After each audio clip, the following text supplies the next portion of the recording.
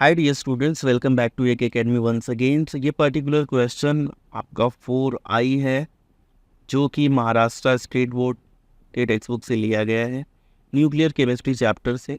और बच्चों, चलिए इस क्वेश्चन को हम सॉल्व करके देखते हैं कि कैसे इसे सॉल्व किया जाएगा। तो सबसे पहले क्वेश्चन को पढ़ते हैं, और क्वेश्चन को पढ़ेंगे आप तो यहाँ पे पूछ रहा है कि how many particles are emitted by 0.1 gram of radium 226 in 1 year. अब आपसे पूछ रहा है कि एक साल में कितने पार्टिकल्स यहाँ पे इमिट होंगे अगर 0.1 ग्राम रेडियम 226 आप लोगे। ऐसे टाइप के क्वेश्चन को सॉल्व करने के लिए बच्चों, सबसे पहले हम समझते हैं कि इसको हम कैसे सॉल्व कर पाएँ। यहाँ पे एक चीज़ जो नहीं दिया गया है वो है आपका, वो बच्चों हो जाएगा यहाँ पे हाफ लाइफ भी होना चाहिए था। अगर टी हाफ होता तो यहाँ पे ये क्वेश्चन सॉल्व करना एकदम इजी हो जाता। तो ये होता है टी हाफ, जो रेडियम का होता है वो होता है बच्चों 1620 ईयर, है ना। तो यहाँ पे आपको अब कुछ ही डेटा दिया गया है। अब उन डेटा की मदद से हम ट्राई करते हैं सॉल्व करने का। पहला जो है वो है आपका दिया गया है weight of sample. Weight of sample आप देखो तो वेट ऑफ सैंपल कितना दिया गया है बच्चों, 0.1 ग्राम। अब इसके अलावा जो टाइम दिया गया है ना, टी कितना दिया गया है, 1 ईयर दिया गया है। अब अपार्ट फ्रॉम दैट, इसके अलावा आपको कुछ भी यहाँ पे दिया नहीं गया है एक्सेप्ट ये जो आपका मास नंबर है ना, या एटॉमिक नंबर में बोलो, मास नंबर रेडियम का। तो ये हो गया बच्चों 226, बस यही डेटा आपके पास है। अब टी हाफ यहाँ पे ज़रूरी इसलिए हो जाता है, मैं आपको बताता हूँ क्यों। क्योंकि यहाँ पे हमको फाइंड आउट करना पड़ेगा लैम्डा की वैल्यू, है ना। तो लैम्डा की वैल्यू फाइंड आउट करने के लिए हमको चाहिए होगा T half.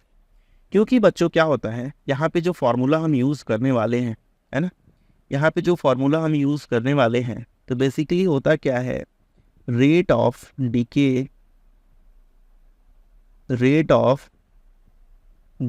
Of a radioactive element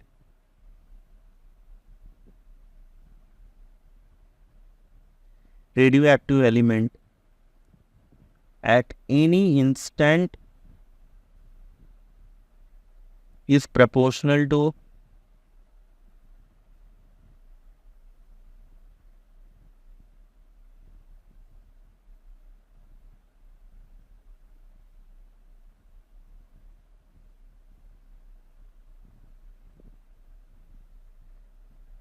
the number of nuclei or atoms present at that instant। तो बच्चों जो बेसिकली यहाँ पे एक्टिविटी होगी, जो हमसे पूछ रहा है ना, जो यहाँ पे आपसे पूछ रहा है कि उसकी एक्टिविटी क्या होगी, कि रेट ऑफ डीके कैसे हम फाइंड आउट करेंगे। तो ये होता है बच्चों यहाँ पे लैम्डा इन एन। यही आपको लैम्डा चाहिए और यहीं से आपको एन चाहिए, ठीक है।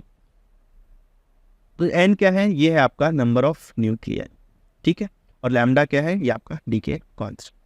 अब बच्चों यहाँ पे इसको फाइंड आउट करने के लिए, जो कि आपका बराबर होता है किसके, -dn/dt के बराबर होता है।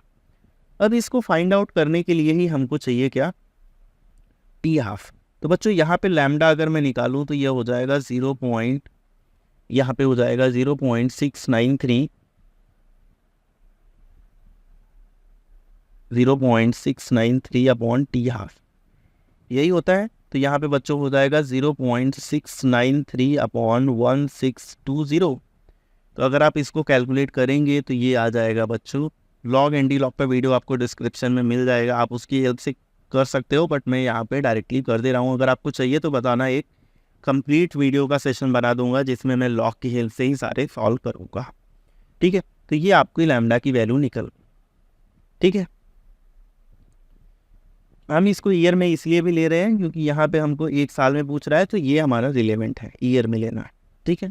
अब बच्चों यहाँ पे एन अगर मुझे निकालना हो तो नंबर ऑफ न्यूक्लियाई निकालने के लिए, नंबर ऑफ न्यूक्लियाई हम कैसे निकालेंगे, वेट अपने को दिया है तो हम सबसे पहले क्या करेंगे, वेट अपॉन अगर मैं मॉलिक्यूलर वेट कर लूँ तो ये नंबर ऑफ मोल मिल गया। नंबर ऑफ मोल को अगर मैं एवोगैड्रो नंबर से मल्टीप्लाई कर दूँ तो हमारा क्या मिल जाएगा, नंबर ऑफ पार्टिकल्स मिल जाएंगे या number of nuclei, number of atoms मिल जाएंगे। तो ये फार्मूला हम यहाँ पे लगाएंगे तो ये हो जाएगा 0.1 अपॉन 226 इंटू 6.022 इंटू 10⁻23 इतना एटम्स हो जाएगा।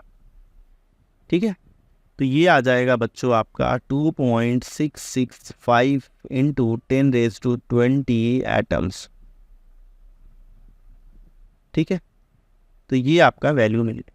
अब हम क्या करेंगे, अब हमारे लिए काम एकदम आसान है। अब हमको फाइंड आउट करना है यहाँ पे कितना नंबर ऑफ पार्टिकल्स इमिट होगा, जो कि होगा डीके।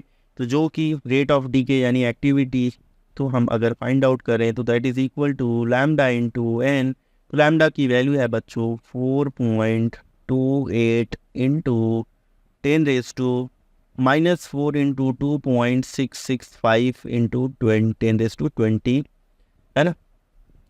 ये है आपका किस में, एटम्स में, और ये है आपका किस में, पर ईयर में।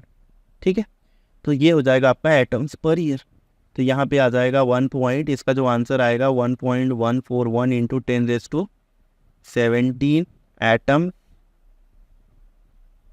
Per year. ठीक है, तो ये आपका हो जाएगा आंसर। तो इसको मैं लिख सकता हूँ -TN/dt या फिर एक्टिविटी। ठीक है बच्चों, so this is how you solve such kind of question. I hope ये आपको समझ में आया, और लॉग एंटी लॉग के वीडियोस आपको डिस्क्रिप्शन में मिल जाएंगे। आप लॉग एंटी लॉग के वीडियोस देख लीजिए, वहाँ से आपको बहुत सारी चीज़ें क्लियर हो जाएंगी। Thank you so much for watching. मिलते हैं नेक्स्ट वीडियो में। Bye bye, take care.